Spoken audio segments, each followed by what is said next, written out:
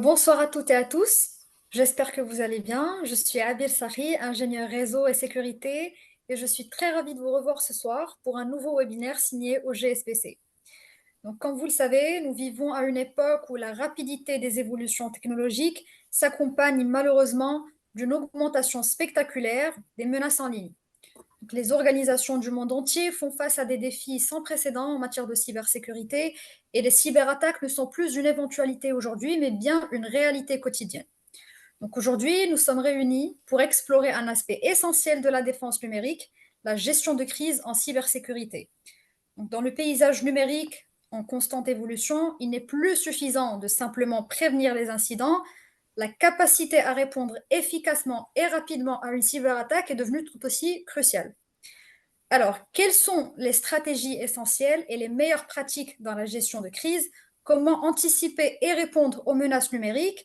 Ce soir, nous allons répondre ensemble à ces questions avec nos invités, Monsieur Jamel Saad, expert international en cybersécurité et directeur des opérations cybersécurité et intelligence économique chez OGSPC, Monsieur Mathieu Moustapha Taïeb, expert en communication et gestion de crise, enseignant, guide les entreprises dans leurs défis de gestion de crise et négociation. Alors, notre plan ce soir, on va commencer par un petit mot d'introduction. Ensuite, on va donner quelques chiffres et données cyber. On va passer à vous donner une idée générale sur le contexte, puis la définition de la gestion de crise en cyberdéfense, les différentes étapes de la gestion de crise en cyberdéfense, les outils et les bonnes pratiques, et enfin les défis et les tendances actuelles en gestion de crise en cybersécurité. Et avant de donner la main à Monsieur Jamel, j'aimerais vous présenter un petit peu OG Security Business Consulting. Donc, c'est un cabinet de conseil, d'audit en cybersécurité. Il délivre des services de gestion des infrastructures, il délivre des services de protection des entreprises et d'intelligence économique, des formations en cybersécurité auprès des professionnels des systèmes d'information. Et OGSBC, c'est la filiale africaine de Fosir France.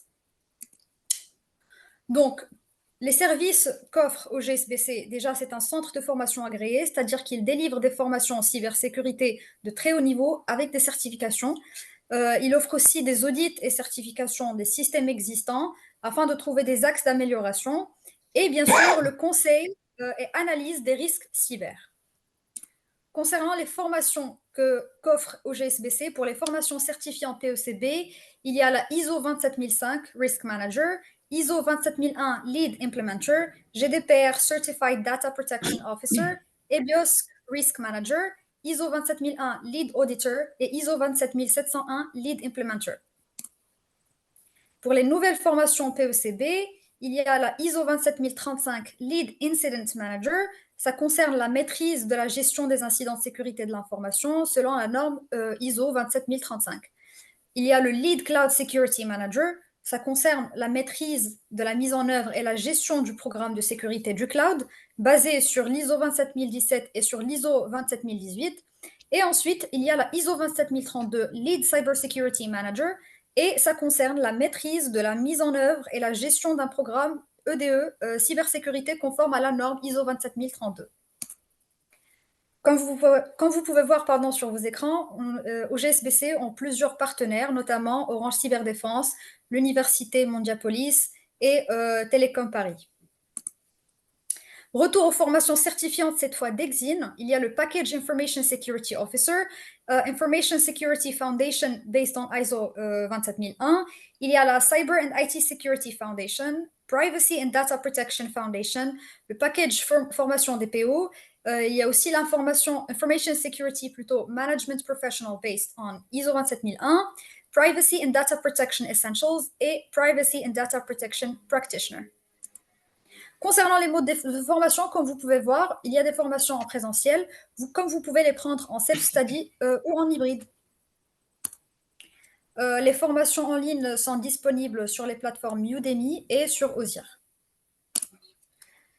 Donc, je laisse la main à M. Jamel Saad pour donner le mot d'introduction. Merci beaucoup, Abir. Bonsoir à vous tous. À vrai dire, je veux essayer d'être très bref parce que je veux laisser notre grand expert s'étaler le plus de temps sur le sujet et puis en lui posant des questions aussi, on va essayer de maximiser le temps. Bien évidemment, lorsqu'on parle gestion de crise, La première critère de sécurité qui vient en tête, c'est la disponibilité, la résilience. La résilience et la disponibilité sont des critères de sécurité majeurs pour tous nos systèmes d'information. Donc, la gestion de crise va nous aider à déployer des plans de continuité d'activité. Elle va nous aider à déployer donc des plans de continuité opérationnelle ou de plans de reprise d'activité. Elle va assurer avec nous un système qui reste résilient et productif malgré des attaques répétitives. Donc la gestion de crise devient un des enjeux majeurs de notre société actuelle, c'est-à-dire de notre société numérique. Parce que, il ne faut pas le nier, nous sommes fortement dépendants de la technologie en ce moment. Toutes les activités, qu'elles soient au niveau personnel, au niveau professionnel, au niveau des instituts publics, au niveau des infrastructures critiques, sont dépendants de cette technologie. C'est-à-dire, il est plus qu'indispensable aujourd'hui de prendre en considération les scénarios des cyberattaques, pas seulement en tant que des incidents isolés, mais autant que des événements globaux dans notre nation et qui peuvent avoir des répercussions à grande échelle, répercussions économiques, sur la souveraineté, sur la qualité de vie, sur même notre vie personnelle, si ça touche nos données à caractère personnel, etc. Donc, de toute façon, des attaques contre des infrastructures par prise des otages en termes de ransomware ou autre, ça ne fait que qu'accroître. Donc, la gestion de crise s'impose. Moi, j'ai un seul mot à dire par rapport à la gestion de crise, par rapport à mon expérience, c'est que ça ne va pas venir comme on l'a planifié. Donc, autant qu'on peut diversifier les scénarios de crise et surtout, autant qu'on peut se préparer, se préparer, se préparer, autant qu'on peut dire qu'on peut peut-être s'en sortir avec le minimum de dégâts. C'est-à-dire, notre objectif, c'est, pendant la gestion de crise, de prendre les moins mauvaises décisions parce qu'on a un minimum d'enseignements et d'informations sur lequel nous allons nous baser. Donc, je ne veux pas trop bavarder. Je vais laisser la main à notre grand expert, Mathieu, que lui, il va entrer dans le vif du sujet. Allez, go, cher ami. Bon, bonsoir à tous, j'espère que vous m'entendez bien. J'ai un petit problème de santé en fait, avec ma gorge depuis ce matin, mais je vais tâcher de quand même parler distinctement. Et puis voilà. Hein. Alors bon, si vous avez des questions et autres, bon, on les posera enfin. Hein, ça a été vu avec Jamal justement. Euh, alors bon, beaucoup de choses ont déjà été dites dans une introduction, c'est vraiment très bien. Mais bon, clairement, en fait, encore une fois, la cybersécurité est vraiment au cœur des enjeux, en fait, non seulement de numérisation, mais également de survie des entreprises. Hein. Ça, on ne le mesure pas toujours, mais voilà, le monde entreprise est souvent, d'ailleurs, hélas, le premier élément attaqué. Bon, ministériel et autres, mais le monde de l'entreprise, voilà. Ce qui intéresse les cyber-hackers et autres, c'est surtout l'entreprise et déstabiliser une entreprise, une société. Voilà. Ça, c'est le clair, l'élément essentiel qu'on doit vraiment retenir dans la cyberdéfense et la défense face effectivement aux menaces cyber. Alors, je me suis tout simplement amusé à trouver oui,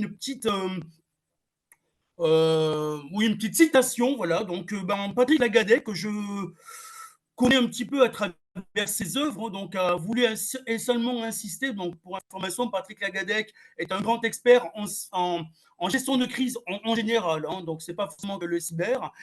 Beaucoup travaillé avec des entreprises et puis également, hein, Jamel parlait de résilience d'entreprise, donc on est en plein dedans. Donc, il annonce que les crises de demain sont souvent le refus des questions d'aujourd'hui. Alors, j'ai trouvé ça, je me suis dit, voilà, donc ça peut laisser interrogatif et pourquoi pas vous poser des questions. Donc, c'est vraiment très bien. Alors, pour information, quelques éléments concernant. Alors, je suis intervenant effectivement en gestion de crise, mais ça, surtout RH ou gestion de sécurité dans les entreprises. Hein, voilà, ça c'est vrai. Je suis également professeur dans ce domaine et j'interviens également sur des questions de relations internationales. Je suis également professeur en relations internationales. donc depuis environ 3 ans. Et j'ai également créé mon entreprise il y a 2 ans. Je fais essentiellement de la refonte de sites internet, donc je suis essentiellement dans le numérique pour effectivement mon intervention aussi parce que j'ai dû gérer en fait effectivement petits problèmes cyber et voilà, donc j'interviens de temps en temps dans des exercices cyber dans des universités, en fait, sinon du high-tech, et puis certainement dans certaines entreprises, voilà, pour clôturer en ce sujet d'introduction, entre guillemets. Est-ce qu'on peut passer sur la prochaine slide, s'il vous plaît? Merci. Ah oui, alors je voulais vous proposer de vous laisser partager l'écran. Ça sera, je pense, plus pratique pour vous et même par la suite pour partager les vidéos si vous préférez. Sinon, je peux le faire moi-même, il n'y a pas de souci. C'est comme vous voulez. Non, non, vous pouvez faire, en fait, pas de problème pour moi. Vous préférez que je le fasse moi-même, il n'y a pas de souci, d'accord. Oui, oui, oui, s'il vous plaît, merci. Mhm.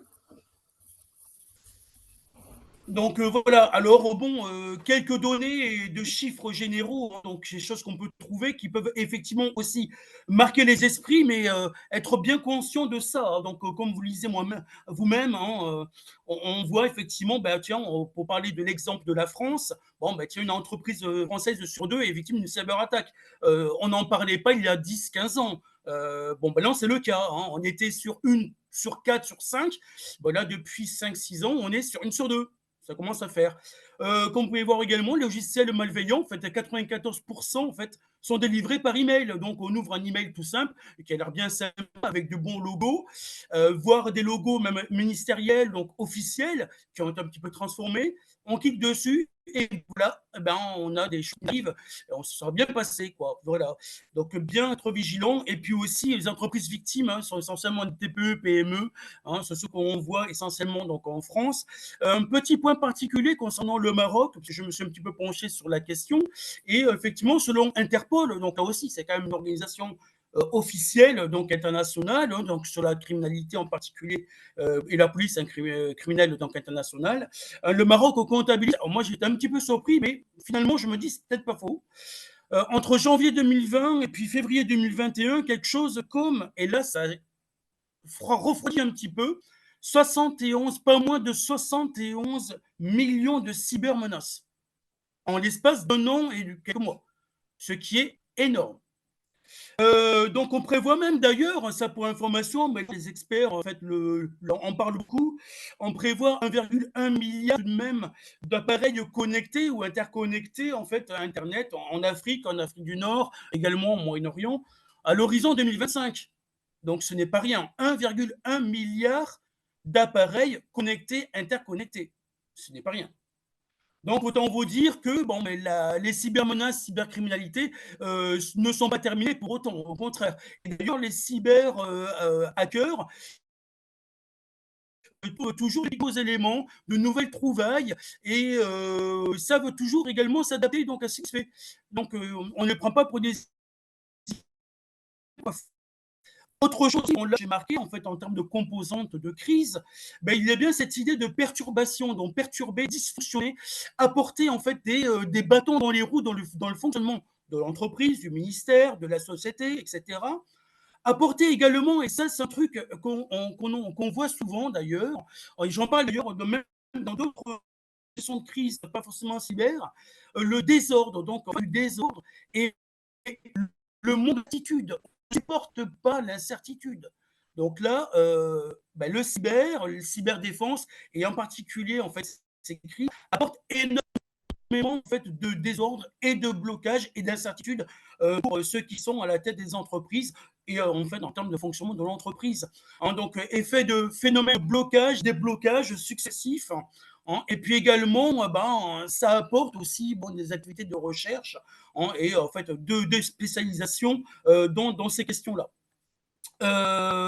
Oui, je reviens rapidement sur un élément que j'ai noté aussi là, sur les quelques chiffres et données.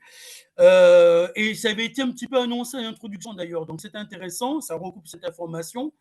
Plus de 400% de cyberattaques depuis le début de la crise Covid, donc en l'espace de 3 ans. C'est énorme. Là, s'il vous plaît, merci.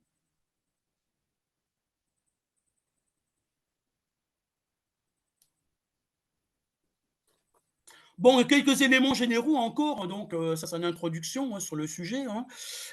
Bon, des spécificités bien sûr à prendre en compte, et puis il y a des outils nécessaires pour faire face, disons, à une gestion de crise hein, lors d'une attaque cible. Donc clairement, vous savez très bien aussi que les opérateurs, en fait, l'importance vitale, on appelle ça OIV, en fait, les opérateurs de services donc essentiels, donc OSE, pardon, sont d'ailleurs tenus en fait de notifier. Bon, nous on a l'agence, moi qui est connue, l'ANSSI, donc l'Agence nationale de la sécurité et des informations, donc ANSSI, ANSSI. Hein, donc vous pouvez aller très bien sur leur site internet, ils ont beaucoup d'informations et même des savoir-faire et des rapports en fait en gestion de crise et autres. Ça peut être très facilement consultable et ça peut donner d'ailleurs des idées pour pourquoi pas mener à bien des exercices de gestion de crise dans les entreprises. Voilà, par exemple. Donc ils sont obligés en fait de notifier auprès de cette agence donc tous les incidents en fait de sécurité, en particulier cyber, qui affectent en fait leur système d'information, d'exploitation, en fait d'information et d'importance vitale, hein, donc SSIV comme on dit si bien. Hein, donc il est toujours en fait sous forme de formulaire d'incident en fait, voilà, hein, des déclarations d'incident. Pardon. Ça c'est très suivi. Je continue toujours sur les éléments généraux. En cybercrise, hein, donc qui peut être maîtrisé, hein, et pour faire face, disons, à cette situation un petit peu improbable, assez extraordinaire, surprise, soudaine. Hein. Donc là, nécessité effectivement de prise de décision en fait, rapide, hein, ainsi que bon, de mise en œuvre adaptée, hein, ça c'est clair. Bah, en fait, la gestion de crise, hein, quelques éléments généraux. Est-ce qu'on peut basculer rapidement sur la définition? Je pense que c'est juste après. Oui, c'est ça, ouais. Bah, en fait, c'est quoi? C'est essentiellement un processus, hein, la gestion de crise, hein, donc du processus de prise de décision, comme je précise là, et de mise en œuvre rapide, en fait, dans une décision, et puis mise en œuvre, mise en branle d'éléments, enfin, que ça puisse bouger, et une réaction hein, adéquate, assez rapide. Hein. Approche méthodique aussi, hein, donc il faut le préciser, donc qui permet effectivement de traverser au mieux en fait la crise, d'en délimiter en fait les différentes répercussions hein, au sein de l'entreprise. Je vous parlais il y a à peine 5 minutes de désordre, d'incertitude. Hein. Donc c'est bien de limiter en fait ces répercussions au sein de l'entreprise. Hein. Euh, pardon. Les cyberattaques hein, aussi, hein, elles sont encore trop souvent assimilées en fait à des crises purement IT.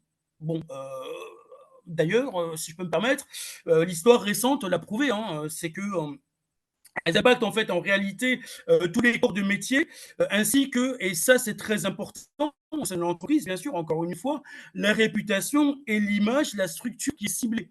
Hein, donc l'entreprise ici. Hein. Les spécificités en fait d'une crise, hein, comment dire, d'une crise cyber sont nombreuses. Hein. Par exemple, il est important en fait, bien sûr, à mon sens, hein, de connaître en fait ses propres vulnérabilités, ce qui se passe par des audits donc techniques ou d'ordre organisationnel. Hein. Ça c'est très important. Totalement conseillé aussi de déterminer, et ça j'insiste beaucoup dessus, sur les événements qui sont susceptibles d'apporter ou d'avoir des conséquences les plus importantes, hein, mais aussi les plus probables. Donc, ça demande du drill, bien sûr, ça demande pardon, mais également, en fait, connaître son entreprise et connaître les vulnérabilités de ce système d'information au sein de l'entreprise. Faut-il encore vraiment s'entraîner, encore une fois, et bien échanger, faire transmettre en fait l'information et communiquer au sein de l'entreprise, les différentes branches et différentes divisions, etc., etc. Hein. Donc, il est crucial, bien sûr, de se préparer. Hein, donc, j'en parlerai encore au cours de mon propos. Hein, se préparer à une cyberattaque. Hein, donc, pour cela, bon, il est recommandé, bien sûr, de mettre en place des exercices en gestion de crise cyber, des simulations, en fait, hein, qui peuvent prendre d'ailleurs plusieurs formes, en fait les objectifs qui sont les objectifs et les moyens en fait de chaque client. Hein, ça c'est important. On fait par rapport aux moyens que l'on détient. hein, de la simulation sur table, pourquoi pas, hein, ça c'est une chose qu'on a déjà vu, hein, j'ai déjà travaillé à deux, bon, pourquoi pas. À visée pédagogique, ça c'est très important au sein des entreprises, surtout d'ailleurs dans les universités ou les instituts techniques, hein, voilà. En passant par, pourquoi pas, hein, une fausse attaque est réalisée dans des conditions en fait plus réalistes. Bon, voilà. On essaie de partir du général, du théorique, vers en fait,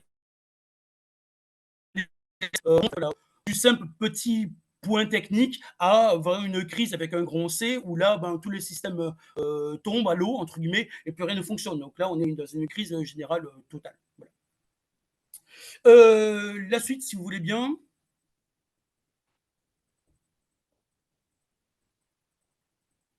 Oui, merci beaucoup. Donc, ben, des étapes générales, hein, donc, dans le cyber, hein, je pense que c'est vraiment important de préciser tout ça, hein, voilà, de revenir sur ces éléments-là. En fait, bon, là, bien sûr, pour information, j'aurais dû d'ailleurs en parler en introduction, c'est que ces interventions que je fais même en théorique, là, je dois intervenir sur 20-25 minutes auprès de vous. Ce sont des choses que moi, je fais sur 4 heures minimum, 8 heures, 10 heures, voire quand on est en situation en fait, d'entraînement, ça peut être 2 jours, 3 jours, voire 4 jours. Donc là, je vais faire quelque chose d'orientation, en fait, d'aller au maximum, donc à l'essentiel, en l'espace de 20-25 minutes. Donc, excusez si je ne vois pas tout, mais j'essaie d'aller à l'essentiel, hein, excusez-moi, hein, par avance. Donc, identification, détection de l'incident, hein, clairement. Donc là, ben, identifier rapidement, comme son nom l'indique, hein, donc toute activité anormale ou pourquoi pas des intrusions hein, dans le système informatique ciblé. Donc les outils en fait de détection, pardon, ou d'intrusion en fait, on a des journaux en fait d'événements par exemple, ou des analyses de comportement hein, qui peuvent d'ailleurs être utilisées pour identifier. Donc c'est très bien. Hein.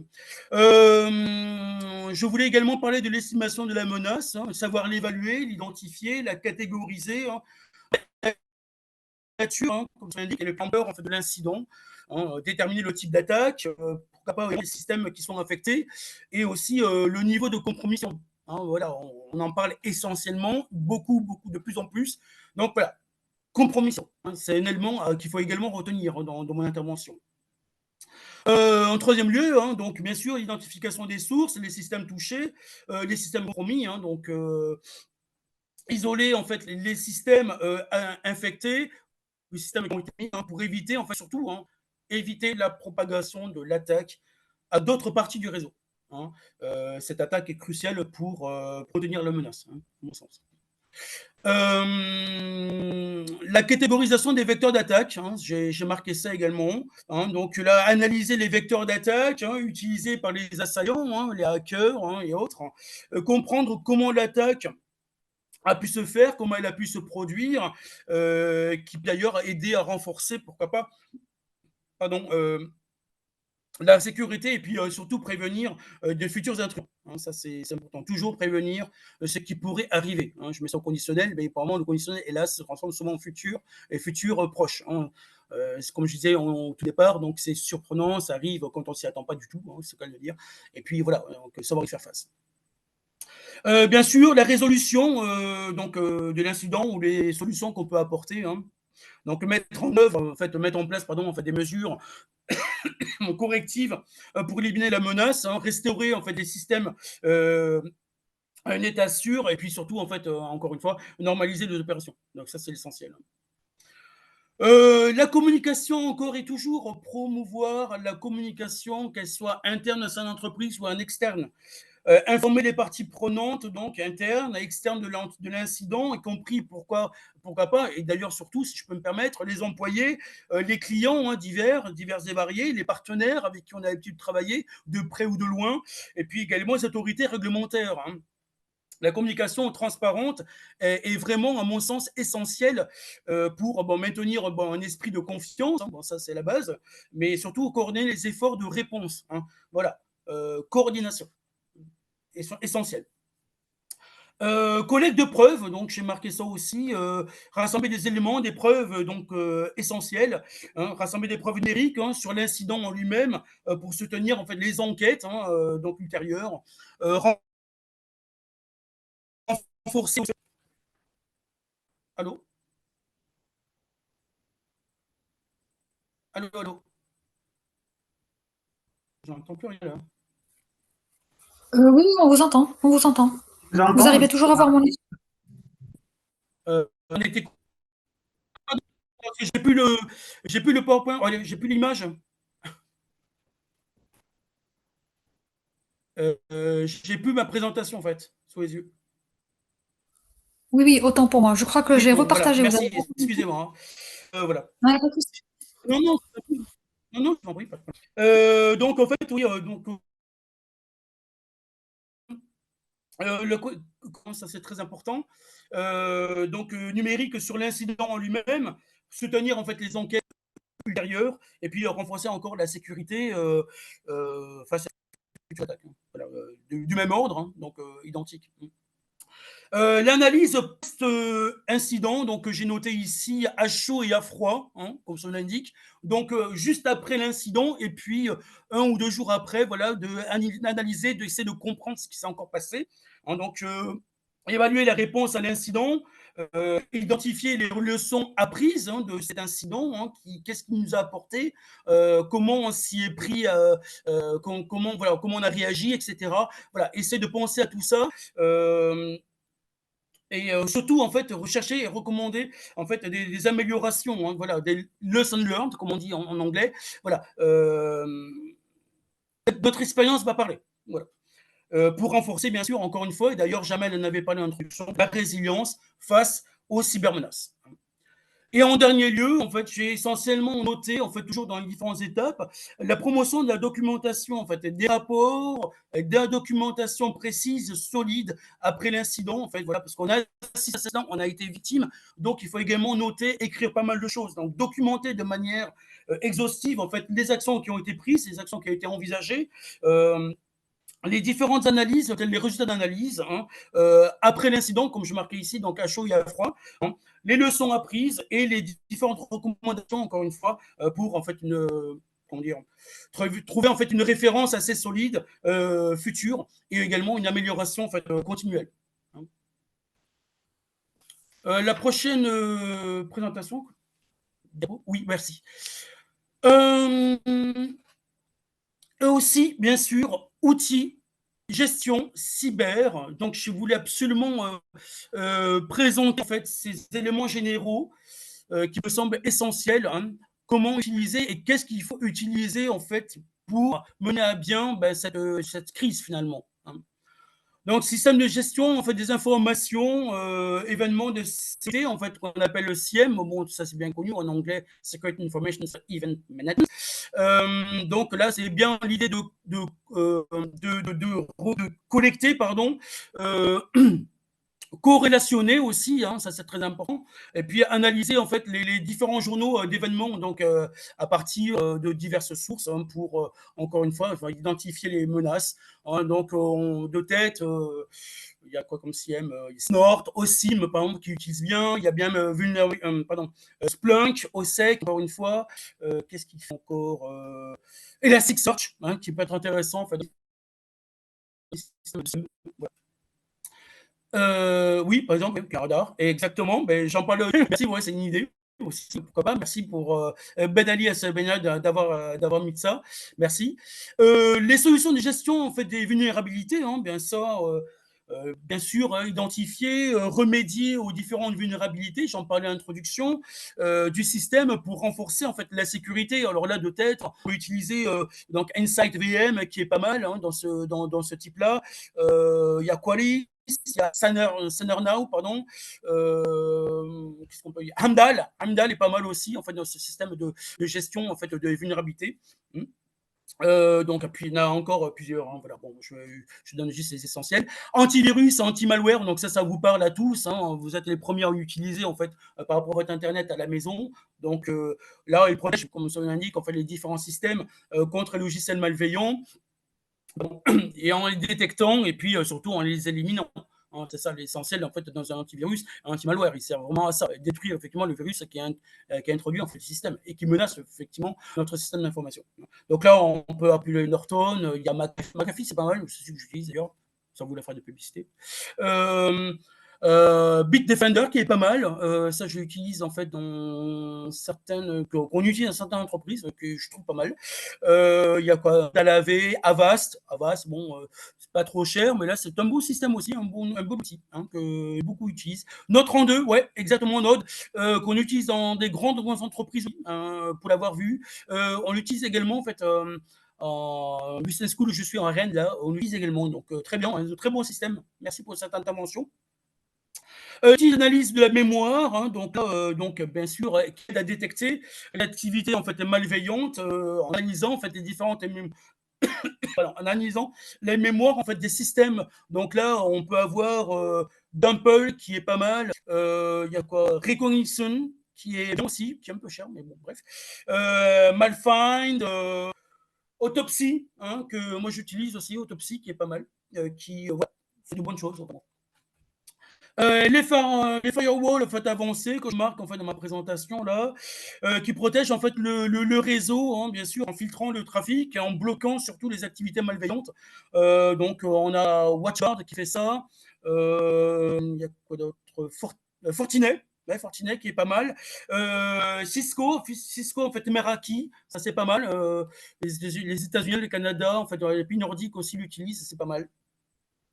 Les logiciels de détection d'intrusion, donc j'ai marqué ici IDS, IPS, donc oui, Palo Alto, exactement, qui surveille, comme son indique, comme le nom l'indique, donc réseau et détecte d'ailleurs en fait, des activités suspectes.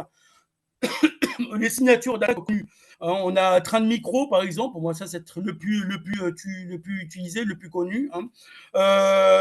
Area One Horizon, qui est pas mal, que moi j'utilise personnellement. Voilà. Et puis Change Tracker, voilà. Donc Change Tracker, qui est pas mal utilisé. Les systèmes de sauvegarde, de restauration, donc là aussi, hein, ça c'est la base, mais faut-il encore le préciser. Donc assure la disponibilité, encore une fois, en fait, des données cruciales, hein, vos données, hein, vos personnels, mais également celles de votre entreprise, bien sûr, qui d'ailleurs la régulation après une attaque. Ninja One, par exemple, qui le fait bien, ça c'est pas mal. Cove Data, Data Protection, il y a qui encore, il y a quoi de tête Comet Backup qui le fait bien aussi. J'utilise Ninja One, hein, donc jusqu'à présent, je sais pas mon plan, c'est pas mal. Bien sûr, encore une fois, le recours au service de renseignement, j'aurais pu mettre ça d'ailleurs au pluriel, hein, sur les menaces ou la threat intelligence, on dit si bien. Donc, ils fournissent des informations un peu sur les menaces émergentes, hein, encore une fois, pour anticiper en fait, les attaques éventuelles. Les plateformes en fait, de communication sécurisée. Donc là, encore une fois, hein, chercher la coordination, la compréhension entre les différentes équipes de réponse, et puis aussi les parties prenantes dans cette action pendant la crise. Là, bon, par exemple, il y a quoi qu'on a déjà utilisé Smart Node, je l'avais entendu tout à l'heure, on l'utilise dans ce cas-là. Serum, Ignite, par exemple, ça c'est pas mal. Hein, c'est les gros logiciels les plus utilisés en fait, dans ces plateformes. Et puis après, j'ai marqué en dernier lieu en fait, l'outil de forensics en numérique. Hein, donc là, comme son nom l'indique, on permet de recueillir en fait, des preuves numériques, de les analyser les causes et les conséquences de cette cyberattaque. Hein, et puis bon, là, vous avez RAM Capture qui fait ça. On a Nmap qui est pas mal. Moi, j'utilise par exemple Forensic Investigator, voilà, que je recommande aussi et que plusieurs entreprises et business schools utilisent en fait dans le cadre en fait, d'entraînement cyber. Donc ça, c'est pas mal. La suite, si vous voulez bien.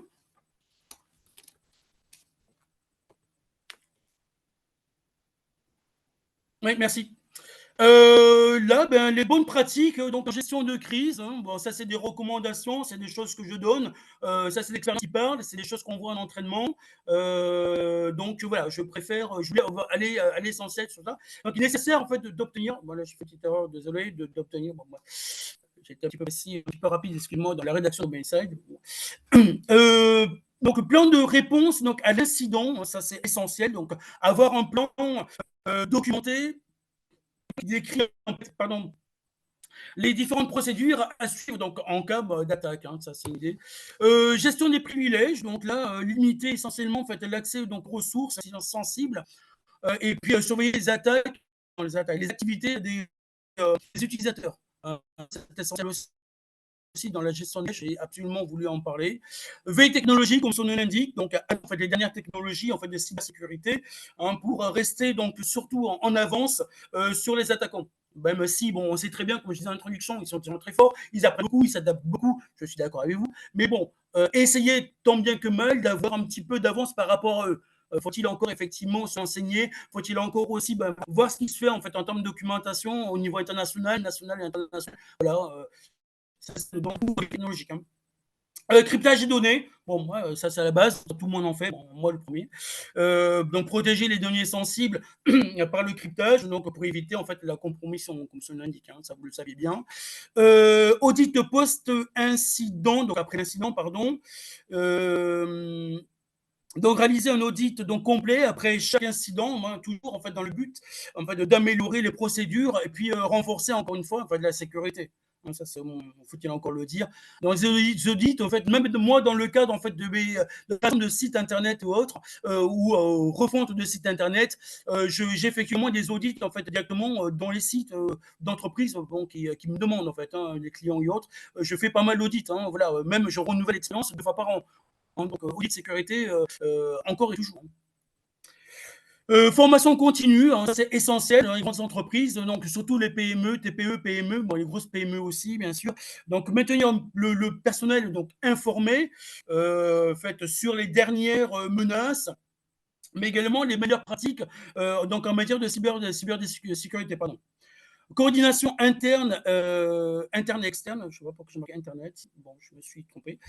Donc là, c'est bien établir, par contre, bon, encore une fois, des protocoles de communication. Hein. J'en parlais juste 2 slides avant. Donc, communication interne et externe, donc de manière claire. Hein. Toujours pour coordonner les efforts au sein de l'organisation et surtout avec les partenaires donc externes. Hein, voilà, hein. On ne travaille pas seul, on travaille avec d'autres partenaires, hein, donc essentiel de travailler avec eux et donc d'être en bonne coordination, dont de fait une bonne communication donc externe. Les exercices de simulation, encore et toujours, donc organiser régulièrement des simulations d'attaque, hein, voilà, pour tester surprise. Pour coordonner, pardon, pour jouer sur la carte de la créativité des équipes. Hein. Ça, c'est ce qu'on aime faire. Hein.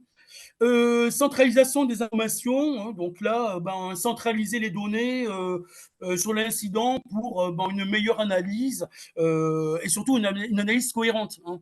Voilà, essayons de comprendre un petit peu tout ça et puis les conséquences. Voilà, tout ça coordonné, tout ça en fait sur un même plan de manière cohérente, essentielle, cohérence. Réversibilité en fait des actions. Donc bon, quand j'ai réversibilité, les gens me regardent toujours un petit peu de attends, je comprends pas trop ce terme. Bon, très simplement, en 2-3 mots. Donc bon, à s'assurer en fait que toutes les actions prises pendant la crise sont réversibles, hein, surtout pour éviter en fait des dommages collatéraux. Hein. Voilà, ça c'est essentiel. La prochaine slide, s'il vous plaît. Je vais essayer de faire un petit peu plus rapide. Merci. Oui, merci. Les tendances actuelles, qu'est-ce qu'on voit hein et les défis, pardon, ouais. Bon, comme son nom l'indique là, évolution rapide des technologies. Donc là, vous savez très bien, en fait, l'avancée technique, hein, voilà, hein, donc 4G, 5G maintenant, donc Internet des objets, en fait, IoT, comme on dit si bien, donc ça crée de nouvelles vulnérabilités qui rendent la gestion de crise cyber nettement plus complexe. Hein. Pardon? D'accord. J'ai entendu quelqu'un. Tension géopolitique, encore une fois, donc la tension entre les différents États et puis des acteurs nationaux, hein, ça, c'est important d'en parler, en fait, surtout dans le monde, dans les cyberespaces. Hein, ça peut conduire clairement donc, à des crises, à des attaques plus soutenues, plus complexes. Hein, donc, ce qui peut d'ailleurs faire augmenter la nécessité d'une préparation nettement robuste, en fait, adéquate, hein, ça c'est clair. Sophistication en fait des attaques, bien sûr, j'en parlais tout à l'heure, les hackers sont de plus en plus férus en fait de technologies, de nouveautés. Hein. Donc les attaques cyber elles deviennent de plus en plus sophistiquées, avec des cybercriminels, ou cyberhackers, hein, comme on dit si bien, qui utilisent en fait des techniques toujours plus variées, toujours plus avancées. Hein, par exemple, on parle d'ingénierie sociale, hein, perfection, exemple, ou des attaques ciblées, ou puis surtout en fait utilisation de malware complexes, hein, qu'on connaît un tout petit peu, mais pas complètement finalement. Et voilà, ils jouent un petit peu sur cette carte-là, en fait, de la nouveauté, et puis l'incompréhension ou la non-connaissance des gens, en fait, qui est responsable dans telle ou telle entreprise, etc. Voilà. Donc, ils jouent beaucoup sur ces questions-là. Hein. Réglementation, les entreprises doivent faire façon à des exigences réglementaires, toujours et encore, hein, de plus en plus même, je dirais, de plus en plus strictes en matière de sécurité. Ça ajoute, en mon sens, pardon, hein, moi je dis mon avis personnel, hein, ajoute en fait beaucoup de pression, en fait, de la pression supplémentaire, donc aux entreprises, aux responsables, hein, chefs de bureau et autres, pour garantir encore une fois en fait la conformité, et ça tout en gérant la crise, tout en gérant une crise. Donc c'est pas évident. Le manque de talent en cybersécurité, hein, voilà, je suis parmi quoi, je voulais absolument parler de ça aussi. La pénurie mondiale en fait, hein, donc de professionnels dans le monde de cybersécurité ou qualifiés en cybersécurité pose, à mon sens, bon, un défi majeur. Avec plusieurs collègues, on en parle souvent d'ailleurs, et même au niveau international, hein, donc bien sûr États-Unis ou Europe de l'Est, Europe du Nord, pardon, Allemagne, hein, Grande-Bretagne. Ouais, on échange en fait sur ces questions-là. Effectivement, c'est un réel défi que les cyber-hackers ont très bien compris d'ailleurs. Hein, donc les organisations luttent pour recruter, hein, difficilement, et retenir en fait des experts capables en fait de faire face à la diversité en fait des menaces. La prochaine slide, s'il vous plaît. On va pas tarder à arriver à la fin, tant mieux, pour que les gens puissent également poser des questions et je puisse également y répondre de manière assez précise. Sur les tendances, hein, je voulais absolument parler de ça, hein, entre 2021, alors je suis resté sur 2021-2024, hein, voilà, bon, après j'essaie d'aller à l'essentiel. Hein. Développement de normes de cybersécurité, hein, normes de sécurité en fait, telles que en fait, le NIST, hein, pardon, excuse-moi, NIST is a Cybersecurity Framework, donc aussi hein, qui continue en fait à évoluer pour fournir donc des directives, des meilleures pratiques en fait, hein, pour renforcer en fait la posture de sécurité des organisations. Hein, ça c'est essentiel. Le ransomware en augmentation, ouais, de plus en plus. Hein. Elles sont devenues plus fréquentes, ces attaques-là, plus sophistiquées d'ailleurs aussi. Elles visent autant des organisations de toute taille. Hein. Ça va de la TPE à PME à des organisations même supranationales. Donc voilà. Hein. Les cybercriminels adoptent en fait des tactiques, comment dire, assez lourdes. Par exemple, la double extorsion, hein, qui est un truc qui est pas mal, où ils volent et menacent en fait de divulguer ces données, ces informations sensibles. Hein, voilà. Donc, ils jouent également sur ces peurs-là et puis ces menaces-là, et ça fonctionne très bien. L'évolution en fait des régimes d'assurance cyber, de plus en plus d'entreprises en fait hein, sont dans cette optique-là, hein, des régimes d'assurance cyber hein, pour évoluer, pour mieux en fait, couvrir les coûts, hein, les coûts liés aux cyberattaques.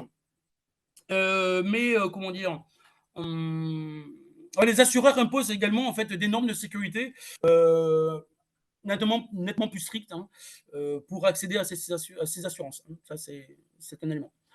Intelligence artificielle dans les attaques, de plus en plus utilisée. Hein, d'ailleurs, un grand nombre en fait, de cyberattaques, challengers, comme on dit, ou sinon des cybercriminels fonctionnent avec cela. Donc, les cybercriminels utilisent de plus en plus en fait, l'intelligence artificielle hein, pour automatiser certaines phases en fait, d'attaque. Hein. Et en fait, ça rend clairement comment dire, la détection et puis la réponse plus complexe que ce qui est auparavant. Insistance sur la résilience, on en parlait à deux reprises, Jamal et moi. Donc, oui, les organisations reconnaissent de plus en plus en fait l'importance de la résilience hein, face aux cyberattaques. Hein, donc, cela implique la capacité en fait à détecter, à fort, et puis se remettre rapidement en fait, d'un incident. Hein. Donc la vie continue, comme on dit, la vie de l'entreprise continue, mais doit continuer. Hein. Donc avec des CPA, hein, en fait, de toutes sortes en fait, dans les activités. Donc résilience, le maître mot en fait du début du XXe siècle, comme on dit. Et les attaques en fait sur les chaînes d'approvisionnement, supply chain, c'est de plus en plus le cas, surtout 2022-2023, donc il y a 2 ans, mais c'est une cesse d'augmenter. Hein. Donc les attaques visant les fournisseurs, puis les différents partenaires en fait d'organisation, hein, qui sont de plus en plus courantes d'ailleurs. Et ça fait, en fait, ça met en évidence, à mon sens, en fait, l'importance de sécuriser l'ensemble de la chaîne d'approvisionnement. Hein, voilà. Donc voilà, j'essayais d'aller à l'essentiel.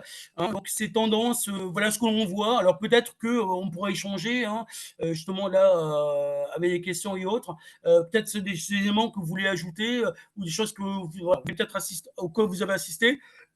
On peut en parler librement. La prochaine, s'il vous plaît.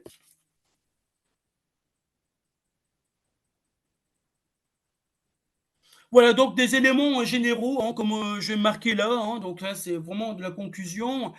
Bon, proactivité en fait dans la réflexion, d'approche en fait de la cyber, ne jamais se sentir en fait exclu. Je peux vous dire que toute entreprise, toute structure, tout fera face en fait à une attaque, à une crise, hein, quelle qu'elle soit, et crise cyber de plus en plus. Hein, voilà, qui dit PME, qui dit en fait organisation supranationale ou autre, seront forcément attaqués. Hein, vous avez vu hein, ce que je vous ai annoncé tout à l'heure en grands chiffres, hein, donc une entreprise sur deux, etc.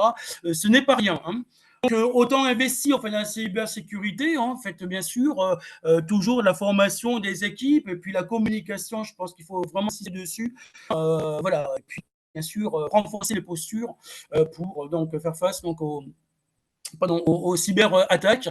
Et puis, ouais, trouver quelque chose d'un petit peu plus résilient, plus solide, en fait, hein, face donc dans l'environnement numérique. Hein, voilà. Je voulais absolument parler de ça. La suite, je voulais bien éventuellement passer une vidéo là sur un exercice de gestion de crise. C'est possible? Oui, je peux partager mon écran. Je vous avais envoyé la vidéo le lien, de l'exercice. En fait. Oui, oui, tout à fait, je l'ai. Exactement, exactement. C'est pas pour se voir.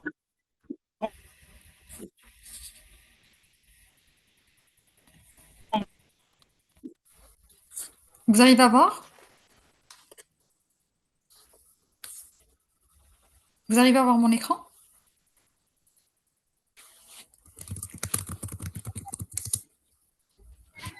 Ouais, c'est tout blanc pour l'instant, mais bon. Oui, oui, j'ai pas encore Ouais. lancé la vidéo. Ok, je lance. Merci.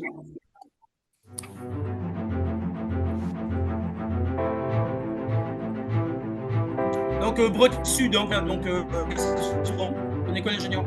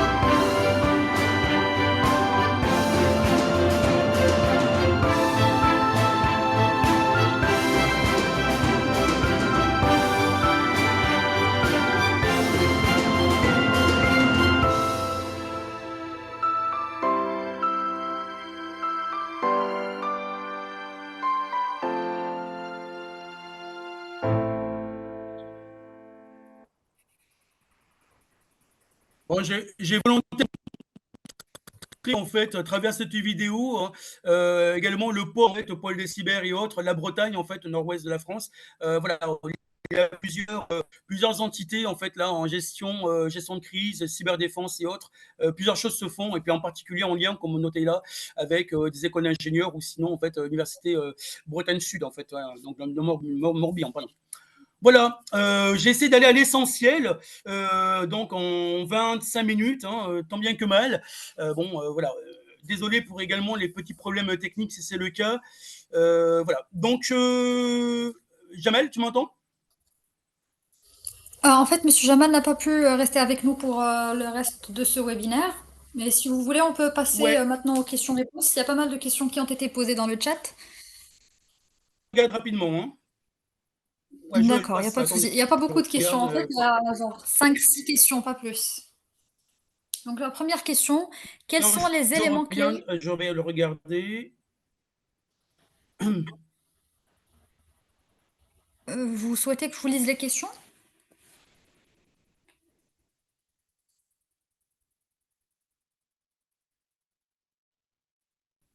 Attendez, je reviens. Qu'est-ce qu'il me fait? Vous m'entendez? On vous entend, oui. Non plus là. Ah d'accord, moi je vous entendais plus. Ah, pardon, la première question, pardon. Putain, décidément. Voilà. Quelle méthode appliquez-vous dans une gestion relative à la gestion du stress des intervenants lors d'une crise cyber? Ah ouais, alors ça c'est une superbe question parce que c'est marrant parce que on le joue de temps en temps donc en gestion de crise. Donc là, la gestion du stress. Alors c'est tout simple. Hein, on essaie de faire des pauses réglementaires. Voilà, ça c'est très bien parce que si les gens sont toujours devant leur écran, sont vraiment voilà, dans leur action et tout ça et sont souvent un petit peu perturbés. Si on ne fait pas des pauses de temps en temps, le cerveau, je suis désolé, hein, on n'est pas des machines, le cerveau chauffe, hein, et puis les gens sont souvent perturbés. Donc, alors, un truc très simple, hein, voilà, une pause de 5 minutes, toutes les 1 heure et demie peut-être, hein, voilà, à tour de rôle, hein, pour que ça puisse tourner, par exemple. Hein, voilà, ça c'est une question, un élément qu'on joue beaucoup en gestion de crise, hein, ça c'est clair. Donc la gestion du stress, et puis aussi, comment dire, toujours dans cette gestion hein, pour les intervenants, comment dire, ouais, de poser un décor. On pose un décor. Tiens, et puis on fait preuve aussi d'une certaine pause, encore une fois, de parler en fait d'une expérience personnelle. Moi, c'est ce que je fais par exemple en gestion de crise, hein, quelle qu'elle soit d'ailleurs. Voilà, je dis bon, tiens, voilà, bon, on arrête ça. Ok, bon, j'en prends 3 ou 4 et j'en dis voilà ben tiens nous on a déjà vécu ça etc. On parler un petit peu du personnel, de son personnel, de ses expériences vécues et voilà, et là on voit que les gens sont un petit peu plus sereins et voilà retrouvent un petit peu leurs esprits quoi. Voilà, donc ça c'est une bonne chose. Voilà. Bon, après, il y a peut-être d'autres recettes, hein, j'en sais rien. Bon, voilà, moi, c'est les deux que j'utilise et qui fonctionnent souvent, donc tant mieux. Alors après, lors d'une cellule de crise, qui et comment est gérée la communication avec le top management?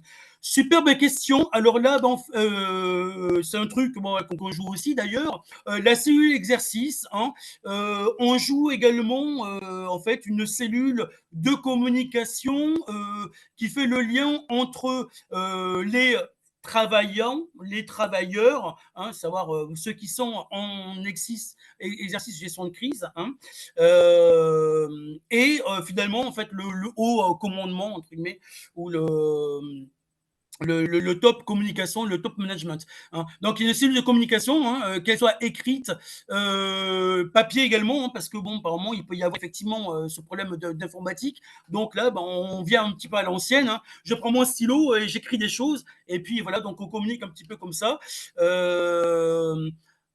Et puis bien sûr également en fait cette gestion de communication, en fait une cellule qui est adaptée pour ça, qui entre en ligne de compte en fait dans le jeu, hein, Sinon, après, dans la vraie vie, vous savez, les équipes sont souvent rodées, hein, sont souvent les mêmes. Donc, on améliore toujours, hein, comme je disais, après chaque exercice. Hein. Je veux parler de communication et surtout de documentation et de mise en formation. Donc, d'entraînement récurrent où les gens, en fait, ont un petit peu l'habitude de travailler ensemble. Et donc, voilà, donc on jouera également cette cellule de communication qui est toujours présente. Hein. Voilà. Bon, je reviens sur la... C'est quoi comme autre question? Lors d'une crise, non, c'était ça là, ok. Quel pourrait être l'impact de l'intelligence artificielle dans l'ensemble des processus? Ouais, alors l'impact de l'intelligence artificielle, c'est très bien. Vous savez, hein, on arrive très bien à faire énormément de choses avec la gestion avec l'intelligence artificielle, de profils, de fausses images. Donc en fait, l'artificielle rentrer en ligne de compte pour, disons, tromper encore plus, en fait, ça c'est à travers donc l'expérience des cybercriminels, tromper encore plus les entreprises, hein, les cibles. Hein. Donc l'intelligence artificielle est de plus en plus employée pour déjà eux se cacher. Quand je dis eux, c'est cybercriminels. Hein, donc ça participe vraiment un petit peu à leur sécurité, leur non-détection, on va dire. Mais l'intelligence artificielle est très utilisée en fait pour aller un peu plus loin dans les profils. Ça, c'est très, très employé. Alors après, quelle est la meilleure façon pour sensibiliser les collaborateurs aux enjeux impact cyber sans que ce soit trop lourd pour eux? Ouais, alors merci pour la question. C'est ce que nous on fait d'ailleurs donc en business school, donc en école de commerce. Et parce qu'on joue également en fait des exercices de gestion de crise cyber. C'est très simple, enfin c'est très simple. Bon, c'est une recette, hein. Il y en a d'autres, mais enfin voilà, je vais utiliser celle que j'utilise moi. Je vais vous parler de celle que j'utilise moi. Les sensibiliser, pourquoi pas? Pourquoi pas leur envoyer donc un message bidon, enfin un email bidon, et leur dire bon voilà, bah tiens, ben, je vais vous parler d'un email avec une pièce jointe. Voilà, bah tiens, bon, dans l'esprit d'un jeu, hein, faire ça en jeu. Voilà, ben tiens, la personne a cliqué dessus et puis tiens, au bout d'une semaine, enfin voilà, plusieurs collaborateurs comme ça sont touchés avec des messages et autres. Et puis au bout d'une semaine ou de 2 semaines, on comptabilise, on reprend tout le monde, hein, on dit bah tiens, combien ont ouvert ce message-là ou ont répondu au message en question. Ça, c'est très intéressant. Par exemple, là, ben, vous savez, là, ben, vous venez d'ouvrir une boîte de Pandore, ce qu'elle veut dire. Là, ben, des virus sont entrés, voilà, alors que vous n'avez pas non plus forcément à ouvrir ce message-là. Vous l'avez ouvert, vous l'avez consulté, vous avez même répondu. Dommage. Hein, voilà. Non, je dirais en fait essentiellement en parler, faire de l'information en continu. Moi, j'estime que, bon, dans l'esprit, on peut faire ce qu'on veut. Hein. C'est pas toujours évident, en fait, pour les entreprises de mener à bien ces choses-là. L'entraînement, en fait, gestion de crise cyber, faire 2 par an, c'est pas mal. Un an, une fois par an minimum, je dirais minimum, pour que ça puisse bien fonctionner et que les gens puissent avoir l'habitude de travailler ensemble, je dirais 2 fois par an. Voilà, tous les 6 mois, c'est intéressant. De façon continue, tous les 3 mois. Tous les 3 mois, voilà, insister sur, bon, tiens, et des informations aussi, pourquoi pas, tiens, des nouveautés, hein, je parlais de veille technologique tout à l'heure, ben tiens, en fait, se tenir au courant un petit peu de ce qui se fait, en fait, en cybermenace, ben tiens, ouais, j'ai appris ça, donc, et de diffuser, pourquoi pas, des articles, en fait, là, on est plus sur la diffusion d'informations au sein de l'entreprise, hein, donc, je parlais de communication interne tout à l'heure, voilà, de relayer des informations. Tac. Alors, après, il y a quoi? Il y a des liens qui ont été envoyés. Merci pour les liens que vous envoyez hein, et autres, c'est vraiment très bien. La participation aussi de certains. Également pour les différents logiciels, on essaye de parler des essentiels, mais après, il y en a d'autres. Hein. Je regarde encore s'il y a d'autres questions.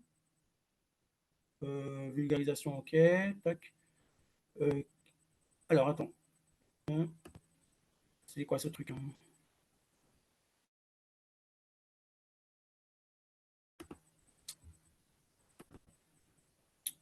Est-ce que... J'ai un problème. Ouais.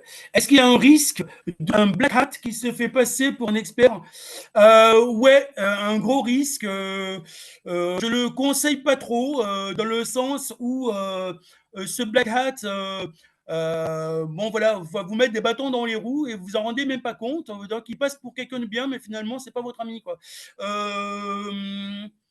Moi, je sais pas trop. Je suis pas. Non, non, je recommande pas. Voilà, ça c'est mon avis personnel. D'ailleurs, pourquoi pas en fait faire des informations dessus. D'ailleurs, ça pourrait être bien. Pourquoi pas avec OGSBC un jour, une autre fois, pourquoi pas, de faire une intervention sur le black hat, white hat. Voilà, hein, ça c'est pas mal. Ok. Lorsqu'on est attaqué, quelle est la première chose à faire sans semer la panique dans la boîte?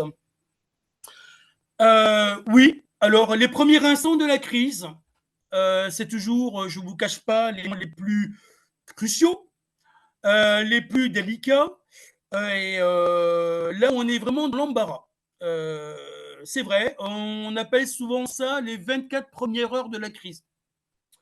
Une crise, bon, encore une fois, j'aurais pu insister dessus, mais bon, c'est beaucoup trop long aussi. Peut durer en fait un jour, comme 3 jours, comme un mois, comme plus, quoi, d'accord. Alors là, une crise cyber, bon, ben, même combat, hein, ça peut en fait, ben, complètement, j'en parlais un petit peu tout à l'heure, geler entre guillemets le fonctionnement en fait, d'une entreprise. Hein. Donc, pour répondre à votre question, hein, donc il n'y a pas non plus forcément de recette miracle, mais décidément, ça bouge tout le temps là.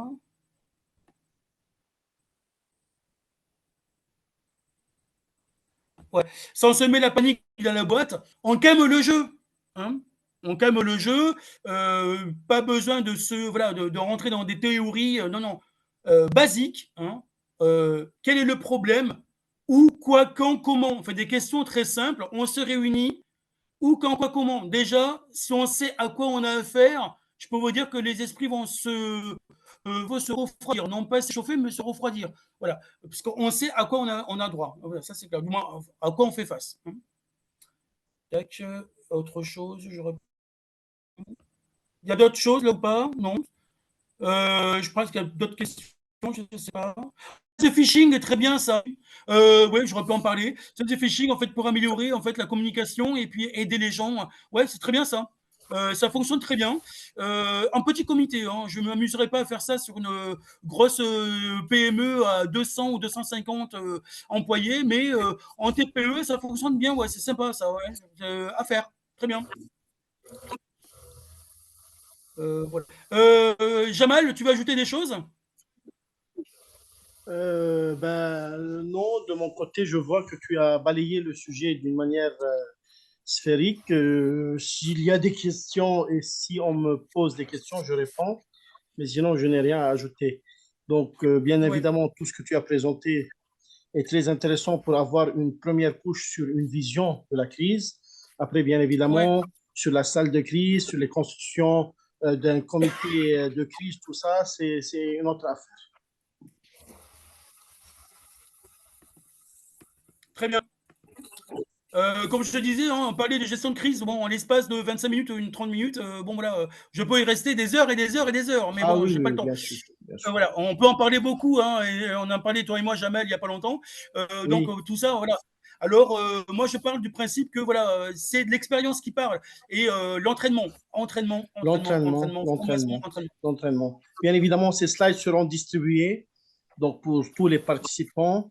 On remercie tous les participants pour leur implication. Il est déjà 20h15 et ils sont là, donc c'est un indicateur d'une très grande motivation.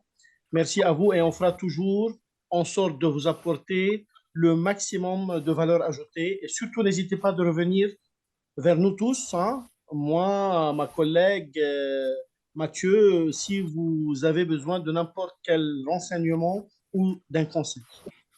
Sur ce, je vous souhaite une très bonne soirée et je vous dis au webinaire prochain. Bon, on ne sait pas encore, je pense, on ne sait pas encore sur quoi ça va porter, mais ça ne va pas tarder à venir. Merci beaucoup, Monsieur Jamal. Merci beaucoup, Monsieur Taïeb. Et merci à vous, messieurs, dames, d'être restés avec nous jusqu'à la fin de ce webinaire. On vous donne rendez-vous au webinaire prochain et je vous souhaite une excellente soirée.